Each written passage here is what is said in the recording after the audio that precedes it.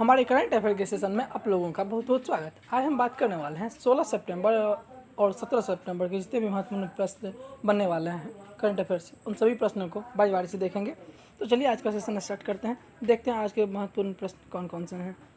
तो आपको पहला प्रश्न है, माई लाइफ इन डिजाइन नामक पुस्तक किसने लिखी है? तो अभी हाल ही में ये बुक लिखा गया है। ये इनके लेखक कौन है? गौरी खान जो है, जैसा कि आप पिक्चर में देख सकते हैं, माई लाइफ इन डिजाइन नामक पुस्तक लिखी गई है गौरी खान के द्वारा। उसके बाद अगला आपको, हाल ही में संसद ने कौन से विधेयक को पारित किया है? तो अभी हाल ही में जो है संसद के द्वारा वायुयान संशोधन विधेयक 2020 पारित किया गया है। तो इसके तहत ये प्रावधान किया गया है कि पहले जो विमानन कंपनी जितना भी थी वो ढेर सारी चीज़ अनदेखा कर देती थी। अब अगर इस तरह का अनदेखा करती है तो उसके लिए जो है जुर्माना के रकम में जो है बढ़ाया गया। पहले 10 लाख थी, अब उसे 1 करोड़ कर दिया गया है।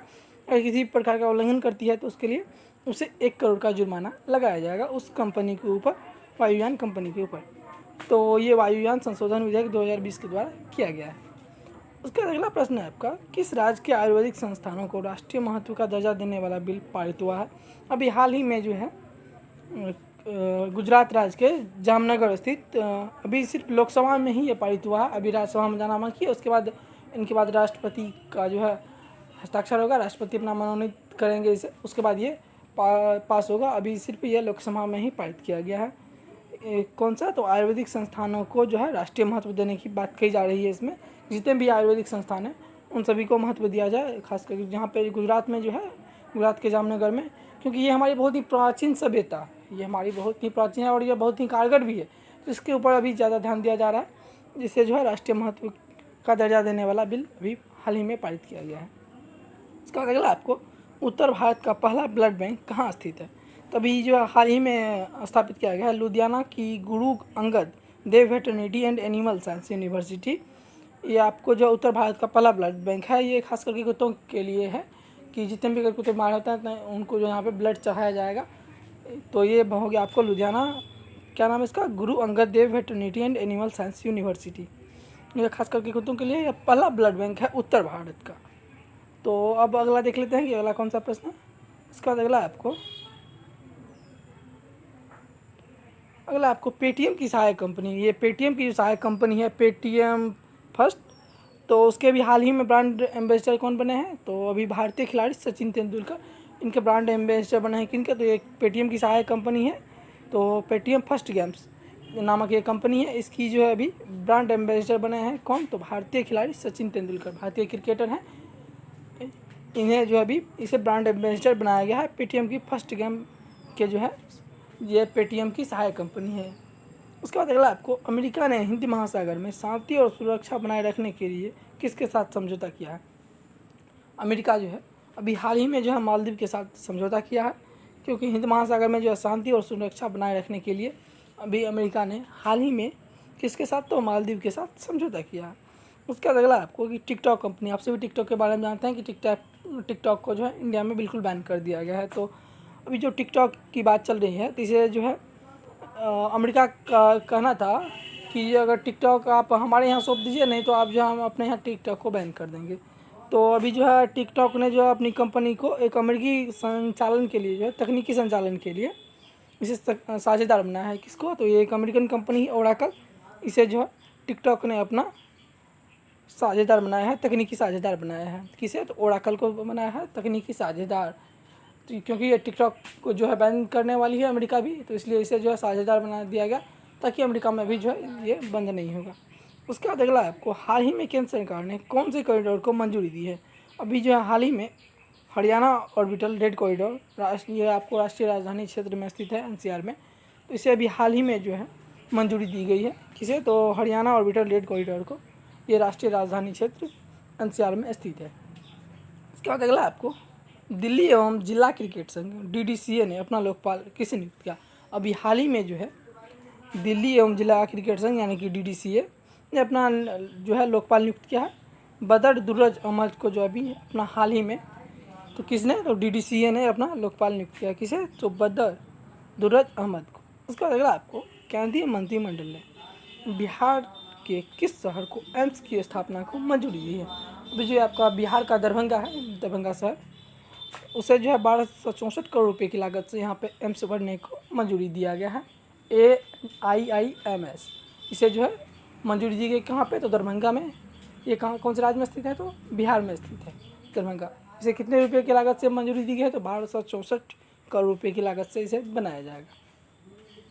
इसके बाद अगला है कि हाल ही में कौन सा देश जिन्होंने दूसरी बार देशव्यापी लॉकडाउन लगाया है। आप सभी जान रहे हैं कि कोविड-19 के कारण जो है हर एक देश में लॉकडाउन लगाया गया था, लेकिन अभी जो हाल ही में जो है इजराइल ने पूरे देश में पुनः देशव्यापी लॉकडाउन लगा दिया है। तो जिस तरह से फर्स्ट टाइम लॉकडाउन किया गया था, उसी तरह से इजराइल ने फिर दोबारा देशव्यापी लॉकडाउन लगा दिया, यानी कि पूरे देश में जो है सारा सब कुछ चीज़ स्थगित कर दिया गया है। उसका अगला है कि हाल ही में किसे यूरो मनी के द्वारा 2020 के लाइफ टाइम अचीवमेंट अवार्ड से सम्मानित किया गया। अभी हाल ही में जो है आदित्य पुरी को यूरो मनी के द्वारा, किनके द्वारा, तो यूरो मनी के द्वारा 2020 के लाइफ टाइम अचीवमेंट अवार्ड से सम्मानित किया गया। किन्हें सम्मानित किया गया, तो आदित्य पुरी को सम्मानित किया गया है। कौन से अवार्ड से, तो लाइफ टाइम अचीवमेंट अवार्ड से सम्मानित किया गया है। किनके द्वारा, तो यूरो मनी के द्वारा। उसके बाद अगला प्रश्न है आपका, हाल ही में किसे फिर से राज्यसभा के उपसभापति के रूप में चुना गया। अभी जो है इसे हरिवंश नारायण सिंह को फिर से राज्यसभा के उपसभापति के रूप में चुना गया है। अपने यहाँ क्या है कि अगर एक बार वो पद से हट जाते हैं तो उसे फिर दोबारा भी चुना जा सकता है। हालांकि अगर अमेरिका की बात करें तो एक बार जो है उसकी कुछ समय लिमिट कर दी गई है, तो वो उतने दिन के बाद जो है दोबारा नियुक्त नहीं हो सकते हैं। लेकिन अपने यहाँ क्या है कि जितने बार चाहे उतने बार नियुक्त हो सकते हैं, उतने बार फिर से अपने पद पे नियुक्त हो सकते हैं। उसके बाद अगला आपको, कैबिनेट की नियुक्ति समिति ने किसे वर्ल्ड बैंक के कार्यकारी निदेशक के रूप में नियुक्त किया है। अभी जो हाल ही में जो है राजेश खुल्लर को, जो कि एक IAS अधिकारी रह चुके हैं, उसे जो है वर्ल्ड बैंक के कार्यकारी निदेशक के रूप में नियुक्त किया गया है। क्या नाम उनका, राजेश खुल्लर। ये एक पहले IAS अधिकारी रह चुके हैं। उसके बाद अगला है कि S&P ने, ग्लोबल रेटिंग एजेंसी ने वित्तीय वर्ष 2021 में भारत की GDP कितने प्रतिशत रहने का अनुमान लगाया है। ये एक रेटिंग एजेंसी है, कौन सा, S&P। ये एक ग्लोबल रेटिंग एजेंसी है, ये विश्व स्तर पे जो है रेटिंग का अनुमान लगाई है, जिन्होंने भारत की GDP कितना %, तो -9% जो है रहने का अनुमान लगाया है। आप सभी देख रहे हैं कि जितने भी जो है कामकाज है, अर्थव्यवस्था हमारी बिल्कुल चौपट हो चुकी है, जिसकी वजह से मेरा GDP लगभग बहुत ज़्यादा नीचे गिर रहा है। तो आने वाले समय में इसका ये अनुमान लगाया जा रहा है कि हमारी GDP कितना गिरेगी, 0.9% जो है गिर जाएगी। इसके बाद अगला आपको, इंटरनेशनल डे ऑफ डेमोक्रेसी कब मनाया जाता है। तो 15 सितंबर को प्रत्येक वर्ष इंटरनेशनल डे ऑफ डेमोक्रेसी मनाया जाता है। कब मनाया जाता है, तो 15 सितंबर को प्रत्येक वर्ष इंटरनेशनल डे ऑफ डेमोक्रेसी मनाया जाता है। उसके बाद आपको अगला प्रश्न है, अभियंता दिवस कब मनाया जाता है। ये अभियंता दिवस प्रत्येक वर्ष 15 सितंबर को मनाया जाता है। कब, तो 15 सितंबर को प्रत्येक वर्ष मनाया जाता है। जितने भी अभियंता होते हैं तो वो सभी जो मनाते हैं और सभी व्यक्ति मनाते हैं। उसके बाद अगला आपको, हाल ही में कैबिनेट की नियुक्ति समिति ने किसे ADB के कार्यकारी निदेशक के रूप में नियुक्त किया। ADB समझे, एशियन डेवलपमेंट बैंक। जो हाल ही में जो है कैबिनेट की नियुक्ति समिति ने ADB के कार्यकारी निदेशक के रूप में किन्हें नियुक्त किया, तो समीर कुमार को जो है अभी हाल ही में नियुक्त किया गया। उसके बाद अगला है कि ओडिशा सरकार ने कौन सी एक नई योजना शुरू की है। तो ओडिशा सरकार जो है अभी एक गरिमा नामक योजना शुरू की है, जो स्वस्थता और गरिमा को सुनिश्चित करती है। जितने भी जो है कर्मचारी हैं, जितने भी आज के कर्मचारी हैं, उन्होंने जो है इस कोविड-19 के दौरान बहुत सारे जो है प्रयास किए, बहुत सारे जो है कार्य किए, तो उन्हीं के लिए उसे एक गरिमा नामक योजना उन्हीं लोगों के लिए शुरुआत की गई है। उड़ीसा का पूरा नाम क्या है, तो कभी कभी इस तरह का प्रश्न आ जाता है कि उड़ीसा का पूरा नाम क्या है। तो उड़ीसा का पूरा नाम क्या है, कलिंग है। उसके बाद हम 17 सितंबर के करंट अफेयर की बात करते हैं। तो चलिए देखते हैं 17 सितंबर में कौन कौन से महत्वपूर्ण प्रश्न हैं। किस राज्य सरकार ने अपने MSME पारिस्थितिक तंत्र के लिए सिडबी का फुल फॉर्म क्या, आपको small industries development bank of India. MSME का फुल फॉर्म क्या, micro small and medium enterprises. तो कौन से राज्य सरकार ने micro small and medium enterprises पारिस्थितिक तंत्र के लिए सिडबी यानी कि small industries development bank of India के साथ साझेदारी की है। तो अभी हाल ही में जो है राजस्थान ने MSME पारिस्थितिक तंत्र के लिए सिडबी के साथ साझेदारी की है। उसके बाद अगला आपको, अंतर्राष्ट्रीय ओजोन परत संरक्षण दिवस कब और किन के द्वारा मनाया जाता है। तो अंतर्राष्ट्रीय ओजोन परत संरक्षण दिवस जो है आपको प्रत्येक वर्ष 16 सितंबर को मनाया जाता है। किन के द्वारा मनाया जाता है, तो UNEP के द्वारा मनाया जाता है। किन के द्वारा, तो UNEP के द्वारा मनाया जाता है। उसके बाद अगला आपको BWF यानी कि बैडमिंटन वर्ल्ड फेडरेशन ने थॉमस और उबेर कप को कब तक के लिए स्थगित किया गया है। तो ये आपको 2021 तक के लिए स्थगित किया गया है, जो कि 2020 में ही होना था। इसे जो है कोविड-19 के कारण 2021 तक के में होगा, 2020 के लिए इसे स्थगित कर दिया गया है। उसके बाद अगला आपको वीडियो प्रोडक्शन कंपनी HPF का अधिग्रहण किसने किया है? अभी हाल ही में जो है वीडियो प्रोडक्शन कंपनी HPF, इसका अधिग्रहण किसने किया है? तो शेयरचैट ने भी इसका हाल ही में अधिग्रहण किया है। इसके बाद अगला आपको चलो जरा आप राजस्थान की मैप देख सकते हैं, आपको ये गुजरात के बगल में यह राजस्थान दिखाया गया है। चलिए उसके बाद देख लेते हैं अगला प्रश्न कौन सा है कि बैकयार्ड बागवानी कार्यक्रम किस राज्य में शुरू किया गया? तो अभी जो हाल ही में बैकयार्ड बागवानी कार्यक्रम जम्मू कश्मीर में शुरू किया गया है। इसके बाद अगला आपको किन दो देशों के बीच रक्षा प्रतिनिधि मंडल की बैठक की वर्चुअली आयोजित की गई है? तो अभी हाल ही में जो है भारत और अमेरिका के बीच जो है रक्षा प्रतिनिधि मंडल की बैठक वर्चुअली आयोजित की गई है। उसके बाद अगला आपको हाल ही में मोहम्मद अली जिन्ना के ऊपर एक पुस्तक बनी है, इस पुस्तक का नाम क्या है? तो इस पुस्तक के लेखक कौन है? तो इसके जो है पाकिस्तानी मूल के एक स्वीडिश लेखक है, देख सकते हैं आप, जैसा कि इस पुस्तक में his success failure and role in history, तो इश्ताक अहमद के द्वारा ये पुस्तक लिखी गई है। ये कौन से हैं? तो पाकिस्तानी मूल के स्वीडिश लेखक हैं, इन्होंने इस पुस्तक को लिखा। इसका अगला प्रश्न है आपको हाल ही में एक क्रिकेटर का निधन हुआ है, उनका नाम क्या था? तो हाल ही में जो भी एक क्रिकेटर का निधन हुआ है उसका नाम है सदाशिव पाटिल, इसका हाल ही में निधन हो चुका है। उसके बाद अगला प्रश्न है आपको किस निर्माणाधीन म्यूजियम का नाम छत्रपति शिवाजी के नाम पर रखने की घोषणा की गई है? तो आपको उत्तर प्रदेश में जो स्थित है आपको आगरा के निर्माणाधीन मुगल म्यूजियम का नाम जो है आपको क्या नाम रखा जाएगा? उसका छत्रपति शिवाजी के नाम पर रखा जाएगा। कौन से म्यूजियम का नाम? तो आगरा में जो स्थित है उत्तर प्रदेश राज्य में आगरा में, उसमें जो अभी निर्माणाधीन यानी कि उसका काम अभी चल ही रहा है, तो उसका जो है मुगल म्यूजियम, उसका नाम क्या रखा जाएगा? छत्रपति शिवाजी के नाम के ऊपर ये म्यूजियम का नाम रखा जाएगा। इसका अगला है आपको केंद्रीय संस्कृति मंत्रालय ने हाल ही में एक 16 सदस्यीय समिति का गठन किया है।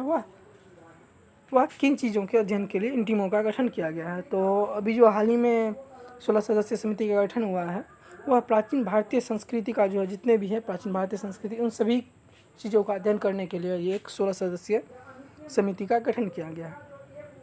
इसके बाद अगला आपको प्रधानमंत्री गरीब कल्याण पैकेज बीमा योजना को कितने महीने के लिए बढ़ाया गया है और इसकी शुरुआत कब से हुई थी? तो इसे अभी फ़िलहाल 6 महीने के लिए बढ़ाया गया है। इसकी शुरुआत कब हुई थी? 23 मार्च 2020, जब यानी कि लॉकडाउन लगा था, तो उस समय से ये आपको शुरुआत की गई है कि जितने भी कोविड-19 में जितने भी जो है काम कर रहे हैं योद्धा, उन सभी के लिए ये स्टार्ट की गई है। उसके बाद अगला आपको एशियन डेवलपमेंट बैंक यानी कि ADB ने किसे भारत का कंट्री डायरेक्टर नियुक्त किया है? तो अभी हाल ही में जो है टेको कोनिशी को एशियन डेवलप बैंक का जो है भारत का कंट्री डायरेक्टर नियुक्त किया गया है। उसके बाद अगला प्रश्न है आपको, आप मैप में देख सकते हैं उत्तर प्रदेश को, यहाँ पे आप जूम करके इसे देख सकते हैं उत्तर प्रदेश को, ये उत्तर प्रदेश यहाँ पे स्थित है। चलिए इसके बाद अगला देख लेते हैं।